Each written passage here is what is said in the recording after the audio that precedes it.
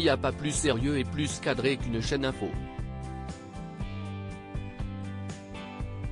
Les lancements des sujets se font à la seconde près et il n'existe aucune place pour l'imprévu.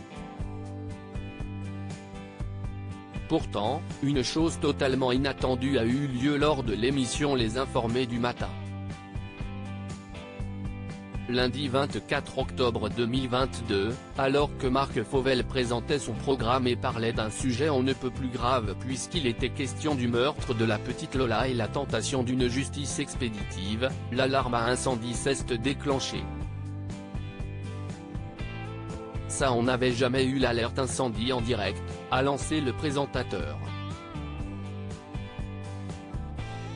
Sa collègue, clairement surprise et un peu perdue, a alors lancé « Je ne sais pas quoi faire ». Ne cédant pas à la panique, ce qui est de toute façon conseillé en cas d'incendie, Marc Fauvel a alors rétorqué, très professionnel, « Rien. Je vais tenter peut-être de lancer le fil info, il se trouve qu'il se situe 2 étages au-dessus, peut-être qu'on échappera à l'alarme incendie ». De la musique a ensuite été diffusée et, 10 minutes plus tard, les journalistes ont repris l'antenne, donnant enfin des explications.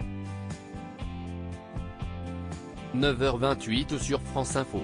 Ce n'est pas tous les jours qu'on entend Serge Gainsbourg à cette heure-ci pour une raison toute simple, si vous étiez avec nous il y a quelques minutes nous avons été victimes, entre guillemets, d'une alarme incendie qui s'est déclenchée pendant Les Informés. Si est-il la toute première fois que ça arrive? On a donc quitté le studio 121 et on est allé dehors comme tous les salariés de Radio France, en bas, en plein air, pour remonter. D'où mon léger essoufflement avec les 4 étages à monter à pied étant donné que les ascenseurs ne marchent pas.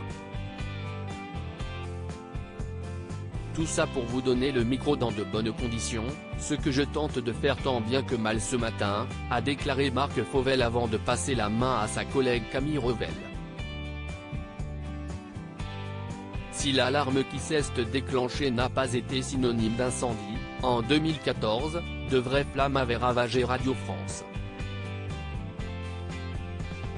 Un incendie s'était déclaré au 8e étage de Radio France, dans une zone en chantier de désamiantage. Les programmes avaient alors été perturbés pendant près de 3 heures.